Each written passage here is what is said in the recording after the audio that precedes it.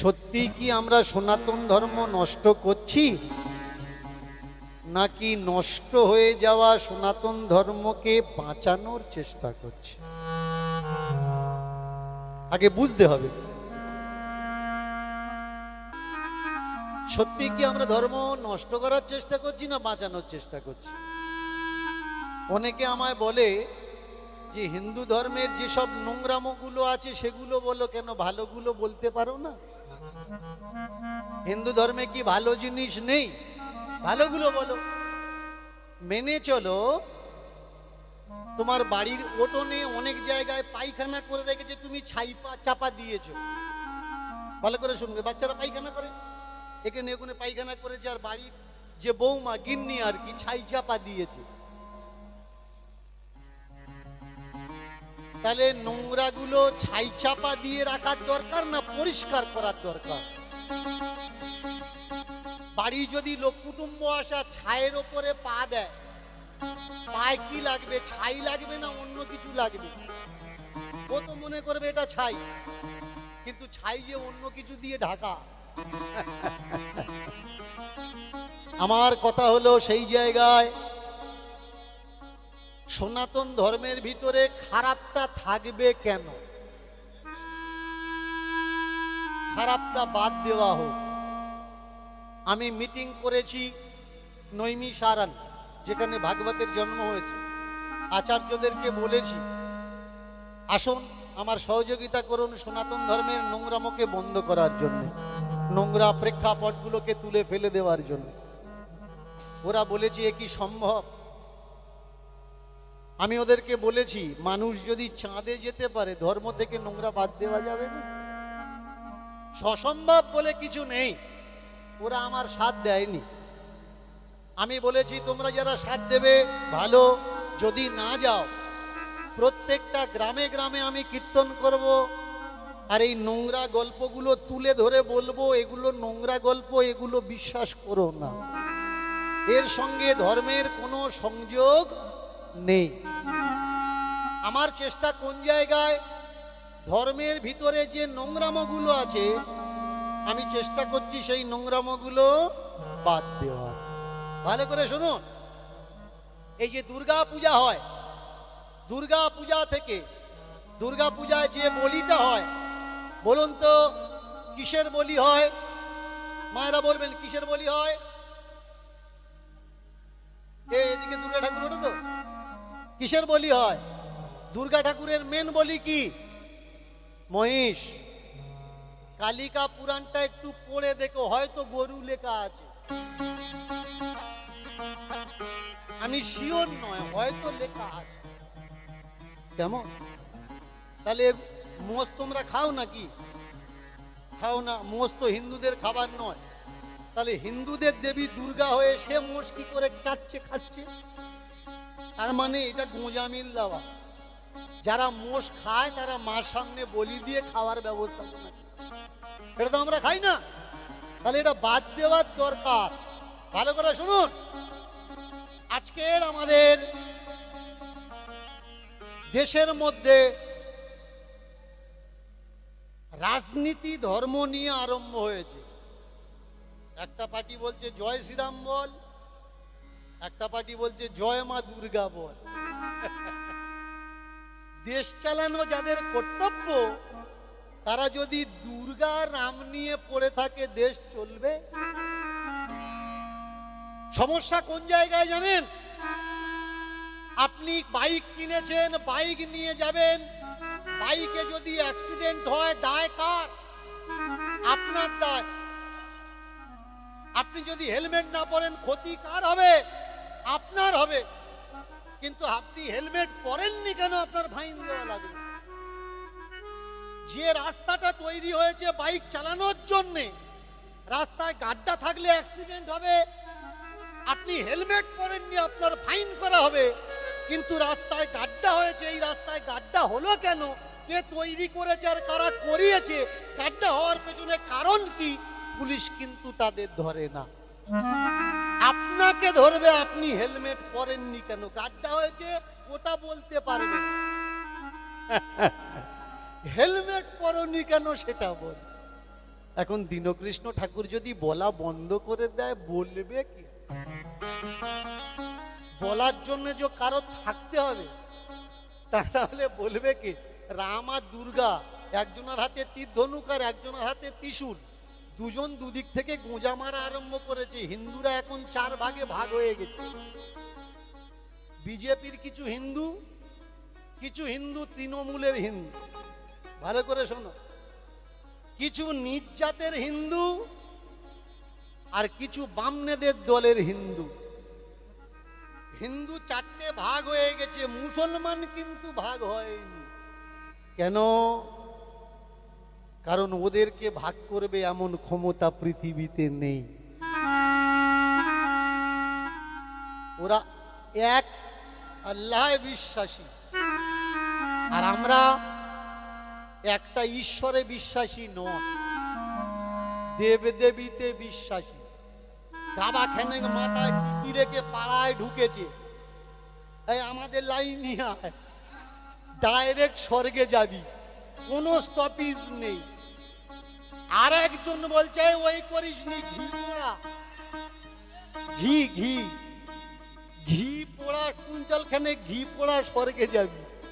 আর একজন বলছে না, গন্ডি দে স্বর্গে যাবি। আমরা একটা মেলায় গেছিলাম, একটা মা মানত করেছে গন্ডি দেবো বলে, পেটে 7 মাসের বাচ্চা গন্ডি দেবে। তা গন্ডি দিলি তো এইভাবে দেওয়া লাগবে, ওইভাবে দিতে পারবে? উল্টো ভাই গন্ডি দিচ্ছে। এর নাম কি ধর্ম? এর নাম ধর্ম নয়। ধর্ম কি? ধর্ম হচ্ছে শান্তি বজায় রাখে। আমি হয়তো মজাক করি, কিন্তু মজাকের ভিতরে ভিতরে অনেক কিছু দিই। ওইগুলো নেবে যেগুলো দরকার, যেগুলো দরকার না সেগুলো নেওয়ার প্রয়োজনই না। দীনকৃষ্ণ ঠাকুরের উদ্দেশ্য এক কথায় আমরা সমাপ্ত করছি, সনাতন ধর্মকে কলঙ্ক মুক্ত করার। যতদিন সনাতন ধর্মে কলঙ্ক থাকবে, ততদিন দীনকৃষ্ণ ঠাকুরের মতন মানুষ এখানে আসবে আর চেল্লাবে। যেদিন কলঙ্ক মুক্ত হয়ে যাবে, দেখবেন বলার জন্য আর কেউ থাকবে না। এই যে কলঙ্ক মুক্ত করার চেষ্টা শুধু যে দীনকৃষ্ণ ঠাকুর করছে তা না। যে প্রাণ পুরুষের কথা হরি নামের প্রথমেই বলা হয়, তার নাম গৌর হরি। কেন বলা হয় তার কথা? নেতাজি এসছে বিনয় বাদল দীনেশ, এমন লাখো সংগ্রামী সংস্কারী মানুষ যদি এক করা হয়, তবুও আমার গোরার বিচারের কাছে তারা ক্ষুদ্র হয়ে থাকবে। এই গোরা, আজকে শুনুন, গৌরাঙ্গের যে প্রেক্ষাপট আমাদের সামনে তুলে ধরা হয়েছে, এটা গৌর হরির প্রেক্ষাপট নয়। গৌর হরি সারা জীবনে কখনো ভক্ত লোক ছিল না। 4 বছর বয়স, গৌর হরির 4 বছর বয়স। এই 4 বছর বয়সে গৌরাঙ্গের মা গৌরাঙ্গকে খেতে দিয়েছে, খেতে দিয়ে রান্নাঘরে ঢুকেছে। কিছুক্ষণ পরে এসে দেখছে সেই খাবারগুলো কুকুর বেড়ালকে খেতে দিয়েছে।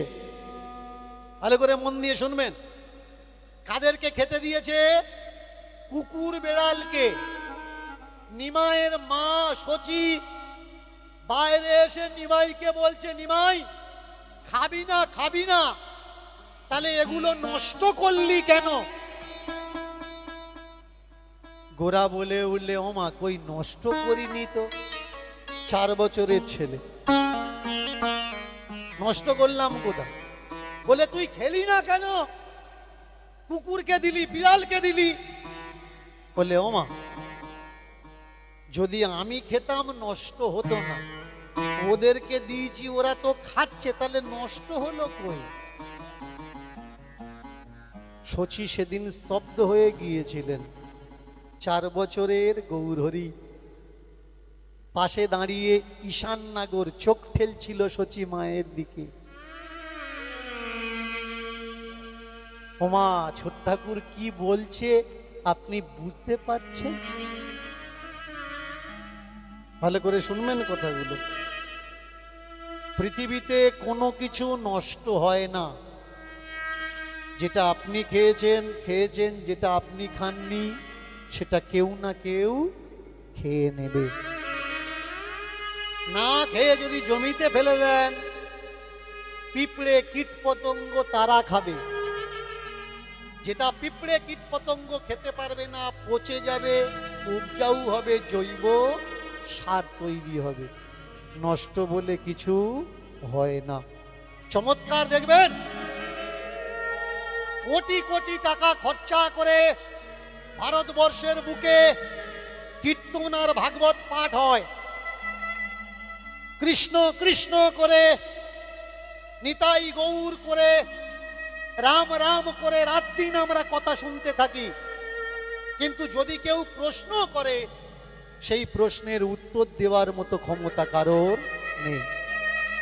আপনাদের এই জায়গায় কবছর কীর্তন হচ্ছে একটু বলবেন? কবছর কীর্তন হচ্ছে 20 বছর, 20 বছর কীর্তন হচ্ছে। তাহলে 20 বছরে প্রত্যেক বছর যদি দুটো করে কীর্তনিয়া কীর্তন করে, 40টা কীর্তনিয়া কীর্তন করে। আপনারা অনেকে সাধু আছেন, বৈষ্ণব আছেন, ব্রাহ্মণ আছেন, পণ্ডিত আছেন, জ্ঞানী আছেন, গুণী আছেন, সজ্জন আছেন। আমি চলে যাব, পিছনে অনেকে গালাগালি দেবে। একটু দেখা যাক চেক করে আপনারা কতটা জানেন। কারণ চলে যাবার কালকের বলবেন ও কিছু জানে। বলুন, নদিয়া একটা জেলার নাম, নবদ্বীপ একটা এরিয়ার নাম। যেমন এটা জয়নগর থানা, বকুলতলা থানার আন্ডারে পড়ে, কিন্তু এই গ্রামের নাম আছে গৌরাঙ্গ মহাপ্রভুর গ্রাম। যেটা, যে গ্রামে গৌরাঙ্গ মহাপ্রভু জন্মেছেন, সংসার করেছেন মাকে নিয়ে, বউকে নিয়ে। বলুন, গৌরাঙ্গ মহাপ্রভুর গ্রামের নাম বলুন। বলুন, যারা গুঁতোগুঁতি করেন, শাস্ত্র যারা গিলে রেখেছেন, আমি কিচ্ছু জানি না আপনারাই জানেন, বলুন গৌরাঙ্গ মহাপ্রভুর গ্রামের নাম বলুন। গা কালা হয়ে যাবে। নবদ্বীপে যাচ্ছ, প্রত্যেক বছর যাচ্ছ, কিন্তু জানো না দুটো কোম্পানি দোকান খুলে রেখেছে। এইটা জন্মস্থান, ও বলছে এইটা জন্মস্থান। দুটো কোম্পানি। শুনে না, শ্রী রামচন্দ্রপুর। গৌরাঙ্গ মহাপ্রভু যে গ্রামে তার বাড়ি ছিল, রামচন্দ্রপুর গ্রামের নাম। মহাপ্রভুর প্রথম স্ত্রী গঙ্গার ঘাটে চান করতে যেত লক্ষ্মী প্রিয়া, লাইন করে বিয়ে করেছে। দেখাশুনে করে নয়, লাইন করে বিয়ে করেছে। বলুন তো, লক্ষ্মী প্রিয়ার বাপের বাড়ি কোথায় জানেন? জানেন না, কিন্তু তর্ক করার জন্যে হাজার মানুষ পাবে। যে জীবনে শাস্ত্রের বইটা উল্টে দেখেনি, সেও তর্ক করবে। তেঘরিয়া, উত্তর 24 পরগনায় চলে যাবেন। তেঘরিয়া, বল্লভ আচার্যের মেয়ে লক্ষ্মী প্রিয়া, 15 বছর বয়স। বৌমার বয়স কত? 15 বছর। আমার মহাপ্রভু বামা গলা ছিল, যাত্রা, নাটক, থিয়েটার করত। সাবিত্রী সত্যবান নাটকে মহাপ্রভু সাবিত্রী সেজেছে। এখন যেমন যদি কোনো জলসা হয়, দেখবেন মুসলমানদের মেয়েরা ডাইরেক্ট জলসা গিয়ে জলসা দেখতে পারে না, এটা পর্দা করা থাকে। পর্দার আড়াল থেকে তাদের শুনতে হবে, মেয়ে ছেলেদের শুনতে হবে। এটা আমাদের ধর্মেও নিয়ম আছে। তখনকার মেয়েরা যাত্রা থিয়েটার হলে ডাইরেক্ট দেখতে পারবে না, রেশমি পর্দা টাঙানো থাকবে, পর্দার আড়াল থেকে মেয়েরা, বউরা যাত্রা দেখবে, নাটক দেখবে। সাবিত্রী সত্য মানে সাবিত্রীর ভূমিকায় অভিনয় করছে কে? গৌরহরি। আর গৌরহরির অভিনয় দেখে সুমধুর বামা কণ্ঠ শুনে মা শচী বৌমাকে জিজ্ঞাসা করছে, হ্যাঁ রে বৌমা, এ মেয়েটা কে রে? ভেবে দেখেছেন? নিজের মা ধরতে পারেনি। মেয়েটা কে? বৌমা মুখে কাপড় চেপে হেসে রেখে বলে, চিনতে পারলে না? এ তো তোমার ছেলে গো। এ কোনো মেয়ে ছেলে নয়, মেয়ে ছেলে নয়, আমার ছেলে। তুমি জানলে কি করে আমার ছেলে? হ্যাঁ গো মা, কালকে রাত্রে গহনা শাঁখা সিঁদুর পরে ঘরের ভিতরে তোমার ছেলে রিহার্সেল করছিল, কাপড়টা তো আমি পরিয়ে দিয়েছি। ওটা তোমার ছেলে। নাটক দেখে সেদিনকার রাত্রেবেলা বাড়ির কত বউ, দিদিমা, ঠাম্মা নিমায়ের পায়ে প্রণাম করেছে সাবিত্রী ভেবে। তাদের হাতের শাঁখা সিঁদুর যেন অক্ষয় থাকে। শুধু যাত্রা নাটক দিয়ে তার জীবন চলেনি। তার জীবনে বাবা হারানোর পর সে পেয়েছিল কাকে? শিবাসকে, বাবার বন্ধু শিবাস। শিবাসের স্ত্রী মালিনী শচী মায়ের বন্ধু। দাদা বাড়ি ছেড়ে সন্ন্যাস নিয়ে চলে গেছে। দাদার চিন্তায় চিন্তায় মা পাগল হয়ে যাচ্ছে। মাকে কথা দিয়েছে, মা তুমি চিন্তা করো না, আমি দাদাকে এনে দেব। যারা বলে নিমাই গত জন্মের কৃষ্ণ ছিল, বলুন তো নিমাই যদি গত জন্মের কৃষ্ণ হবে, শচী মাকে তো ডাইরেক্ট বলে দিতে পারত, দাদা বিশ্বরূপ কোথায় আছে, খুঁজতে গেল কেন?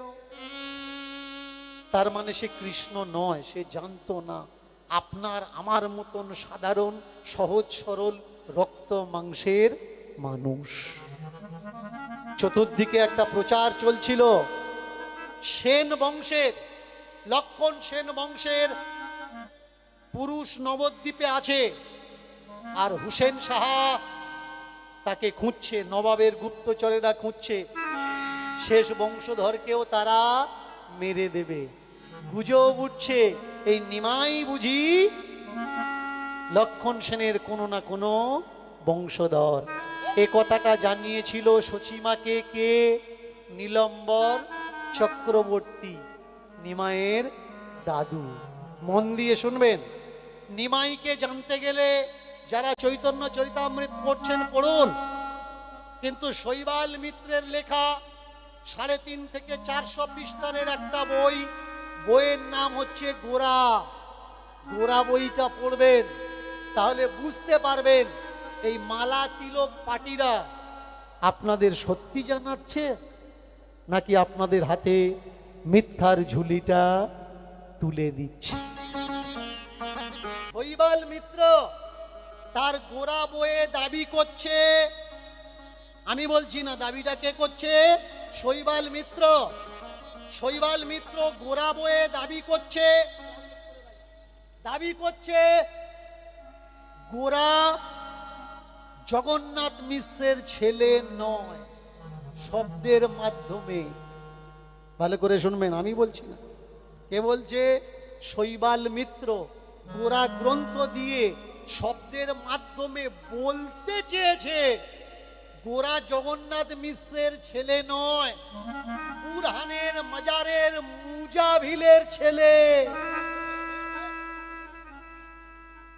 ব্যাপারটা কোত্থেকে কোথায় গেল? যাকে আপনি জানেন শচীর ছেলে হিসেবে, যাকে আপনি জানেন জগন্নাথ মিশ্রের ছেলে হিসেবে, জগন্নাথ মিশ্রের ছেলে গোরা নয়। কেন নয়?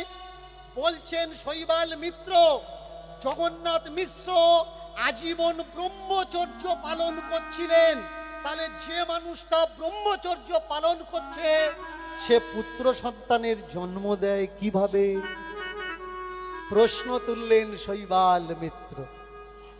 এর জন্যে পড়াশুনো করা লাগবে, বুঝেছেন? আচ্ছা আচ্ছা শাস্ত্রী, শাস্ত্রকার শ্রাবণ মাসে আসি, ডিবেটে আসি, লাইভ ডিবেট, ডিসকাশন, ডিবেট শব্দ বলবো না, ডিসকাশন বলবো। তো সেখানে আচ্ছা আচ্ছা পণ্ডিতদের হাওয়া টাইট হয়ে যায়, কারোর খুঁজে পাওয়া যায় না। আমি বলি এসো চর্চা করি কোনটা রাখার দরকার আর কোনটা বাদ দেওয়ার দরকার।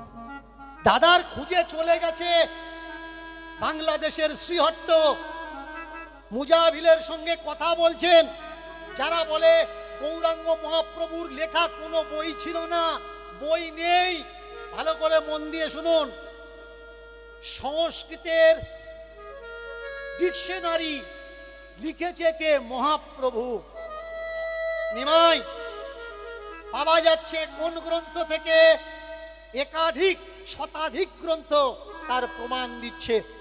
তিনি চতুষ্পাঠী বেদের স্কুল খুলেছিলেন, একটা নয়, চারখানা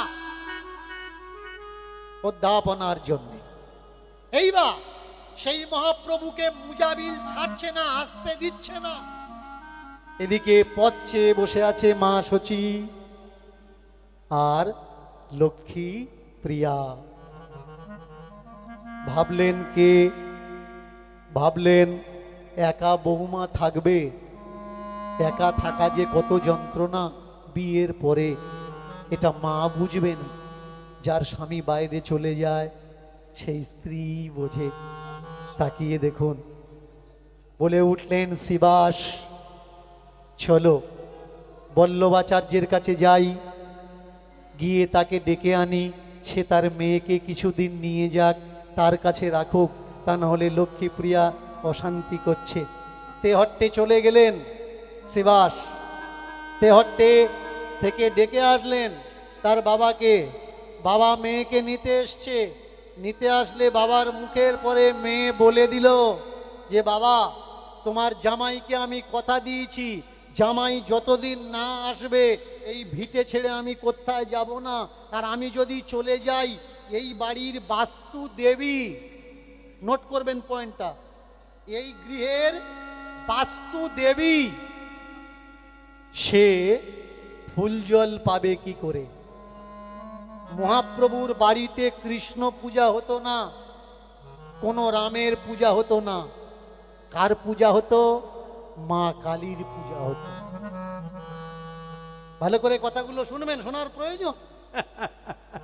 যারা আজকের মহাপ্রভুকে কৃষ্ণ মানিয়েছে, কখনো মহাপ্রভু কৃষ্ণ ছিল না, কখনো মহাপ্রভু ভক্তিবাদের পদের লোক ছিল না, কখনো মহাপ্রভু গৌড়ীয় বৈষ্ণব ছিলেন না। বলুন তো, মহাপ্রভু যদি গৌড়ীয় বৈষ্ণব হবেন, তিনি যে নামে যার কাছ থেকে সন্ন্যাস ধর্ম গ্রহণ করেছেন, মহাপ্রভুর সন্ন্যাসের গুরুদেবের নাম কি? সন্ন্যাসের গুরুদেবের নাম কি? তিনি তো বৈষ্ণব না, ভারতী সম্প্রদায়। ভারতী সম্প্রদায়ের মানুষ, তারা তো চৈতন্য রাখে না। তাহলে মহাপ্রভুর মাথায় চৈতন্য এলো কোত্থেকে? মনে হচ্ছে না যে এর ভিতরে চৈতন্য? মনে হয় আটা দিয়ে খাও, ছিপকে দিয়েছে, যারা সত্যি ইতিহাসটা জানে না।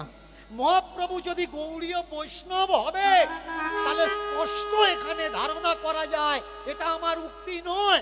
বলুন তো, উড়িষ্যায় গিয়ে মহাপ্রভু ছিলেন কোথায়? গৌড়ীয় মঠে ছিলেন না গম্ভীরার ঘরে ছিলেন? তিনি যদি বৈষ্ণব হবেন তাহলে তিনি আশ্রমে থাকতে পারতেন। আশ্রমে না থেকে তিনি কোথায় ছিলেন?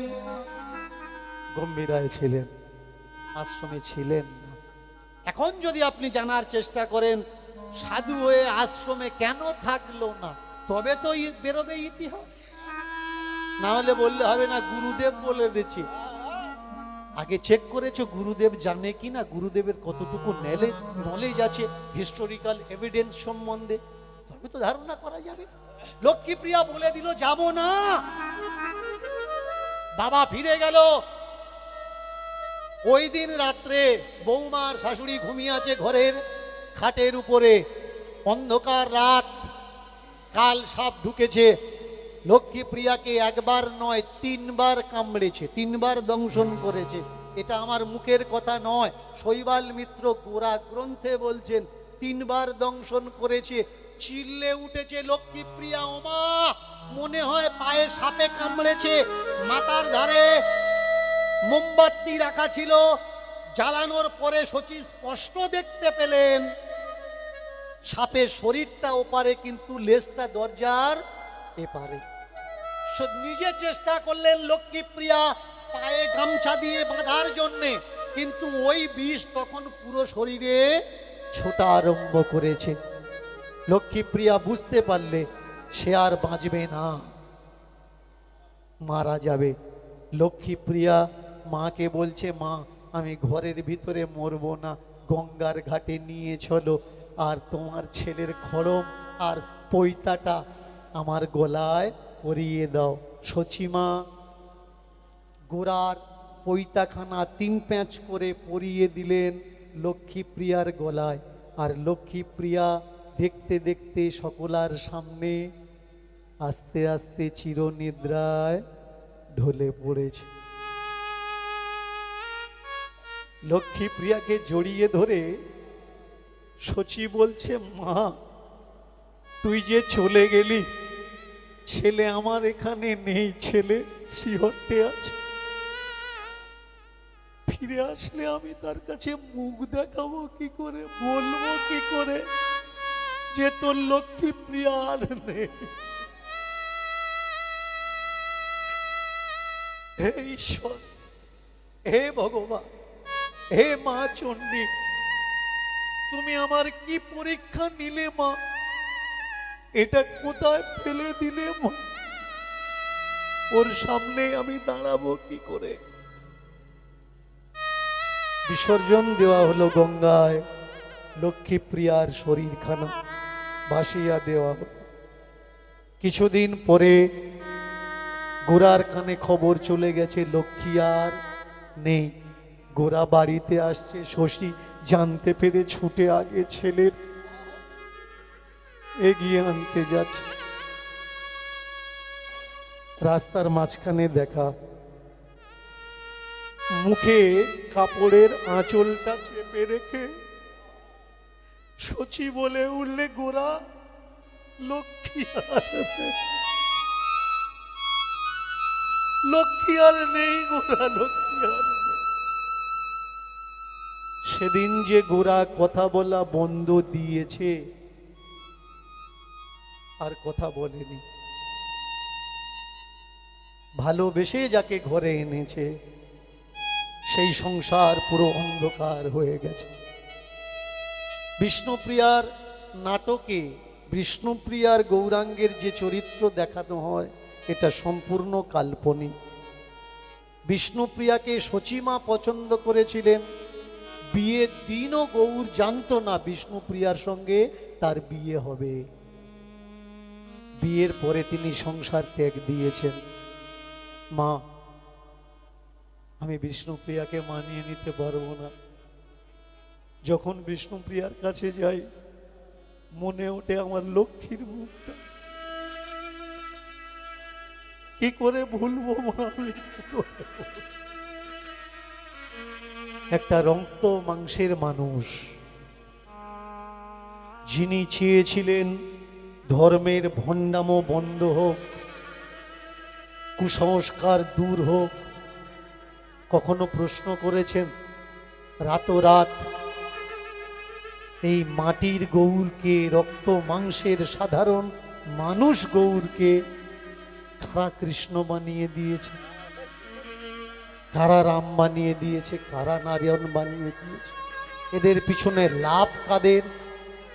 প্রশ্ন করতে হবে, তবে আপনি জানতে পারবেন, না হলে আপনি জানতে পারবেন না। আমি চেষ্টা করি কীর্তনের মাধ্যমে সেই সকল সত্যকে আপনাদের দরজায় পৌঁছে দেওয়া। পাড়ায় পাড়ায় আসছে, পাড়া যখন তীর্থে যাচ্ছে পাড়ার লোককে বোঝানো হচ্ছে নাম নাও, দীক্ষা নাও, মালা জপো, তিলক কাটো, নিরামিষ খাও, বার করো, তবে তুমি স্বর্গে যাবে, তবে তুমি ভগবান পাবে, না হলে পাবে না। একটাই রাস্তা, জপ করো, খাও দাও, মুখে নাম করো, হরি নামের মালা হাতে নাও, কেউ বলছে রুদ্রাক্ষের মালা হাতে নাও, কেউ বলছে বিলে বেলের মালা হাতে নাও, কেউ বলছে শিব শিব করো, কেউ বলছে কালী কালী করো, কেউ বলছে পুরো পোশাক পরো, কেউ বলছে হাফ পোশাক পরো, কেউ বলছে উলঙ্গ হয়ে ঘোরো, তাহলে ভগবান পাবে। এর নাম ধর্ম? চলে যাবেন গঙ্গাসাগর, জামা কাপড় পরা সাধু কম পাবেন, জামা কাপড় বিহীন সাধু বেশি পাবেন। এরা যাওয়ার সময় প্যান্ট-জামা পরে যায়, মেলায় গিয়ে উলঙ্গ হয়, আবার মেলা যখন হয়ে যায় এরা প্যান্ট-জামা পরে চলে যায়।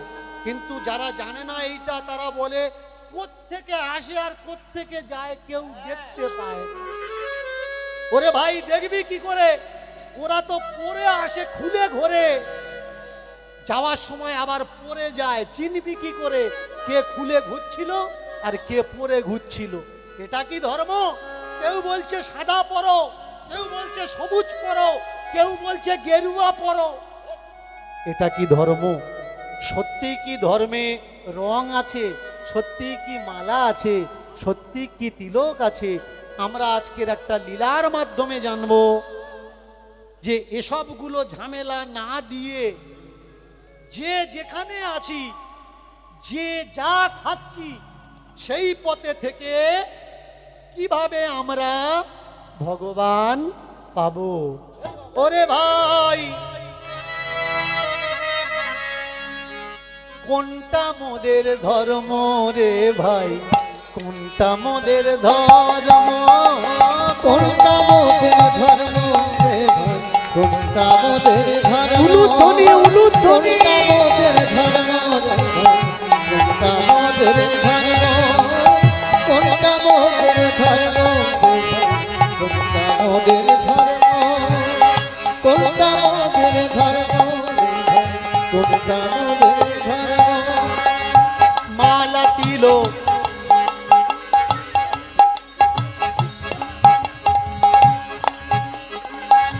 মালা তিলক চৈতন্য,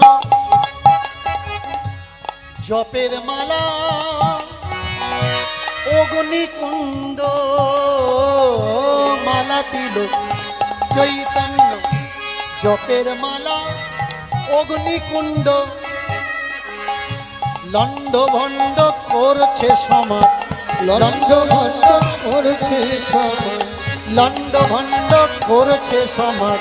লণ্ড ভণ্ড করছে সমাজ। বোঝে না কেউ মর্ম, কোনটা মোদের ধর্ম রে ভাই? কোনটা মোদের ধর্ম? কোনটা মোদের উলুধ্বনি, উলুধ্বনি। কোনটা মোদের ধর্ম? ও কোনটা মোদের ধর্ম রে ভাই? কোনটা মোদের ধর্ম? কোনটা মোদের ধর্ম? কোনটা মোদের ধর্ম রে ভাই? কোনটা মোদের ধর্ম?